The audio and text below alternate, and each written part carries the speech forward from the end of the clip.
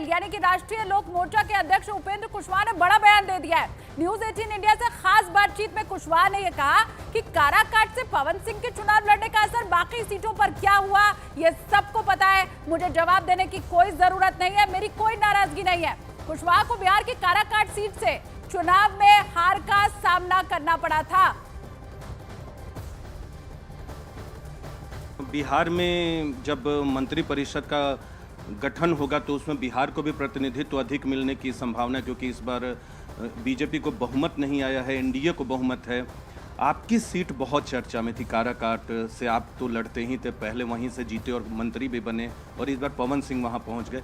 ये कहा जा रहा है कि उस सीट का असर अगल बगल शाहाबाद की बात करें, मगध के इलाकों की बात करें, उस पर बहुत हुआ। आपका ऐसा मानना है कि पवन सिंह जो कि बीजेपी में पहले थे, बाद में बागी हुए, पार्टी ने उन्हें निष्कासित किया, आपको ऐसा लगता है उसका असर हुआ तमाम सीटों पे जो नतीजे आए हैं? देखिए, यह जो सवाल आपका है, आज हर आदमी इस सवाल का जवाब जानता है। जब हर आदमी जान ही रहा है तो इस सवाल का जवाब हमको देने की क्या ज़रूरत है। आप भी जान रहे हैं, बिहार के लोग जान रहे हैं, बिहार से बाहर के लोग भी जिनको जानना चाहिए सभी लोग जान रहे हैं। तो जब सवाल का जवाब लोग जान ही रहे हैं तो फिर इस सवाल का जवाब हम क्यों दें? हमको देने की ज़रूरत नहीं है। आपको देने की ज़रूरत नहीं है, लेकिन विधानसभा चुनाव अगले साल है और जो हुआ है वहाँ, जो आप लोग कह रहे कि सब कोई जवाब जानता है, तो आपको लगता है कि विधानसभा चुनाव से पहले कुछ करेक्शन करना होगा पार्टी को ताकि विधानसभा में मजबूती से चुनाव लड़े? खासकर शाहाबाद और मगध क्षेत्र में पिछली बार आरजेडी और इंडी अलायंस की पार्टियों को ज़्यादातर विधानसभा में भी सीटें मिली थी। इसके लिए तो फिर वहाँ बिहार में समीक्षा होगी और आगे की रणनीति कैसे विधानसभा को ध्यान में रखकर हो, एनडीए के घटक दल के सभी लोग बैठेंगे और उसमें तय करेंगे। जो भी हुआ काराकाट में, उससे आप नाराज भी हैं, नाखुश भी हैं? आपको लगता है कि क्रॉस चेक कर लेना चाहिए था एनडीए को वक्त रहते बीजेपी को? अभी कहाँ से आप ले आइए?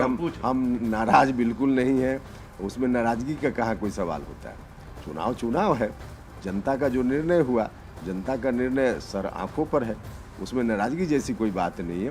देश में अच्छी सरकार बन रही है, नरेंद्र मोदी जी के नेतृत्व में सरकार बन रही है, यह हम सब लोगों के लिए खुशी की बात है।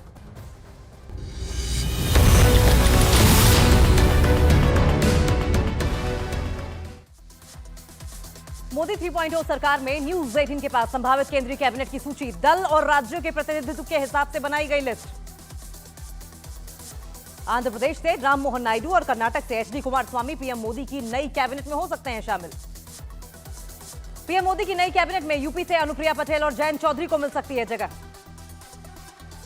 बिहार में जेडीयू कोटे से ललन सिंह और संजय झा, एलजेपी रामविलास कोटे से चिराग पासवान बन सकते हैं केंद्रीय मंत्री।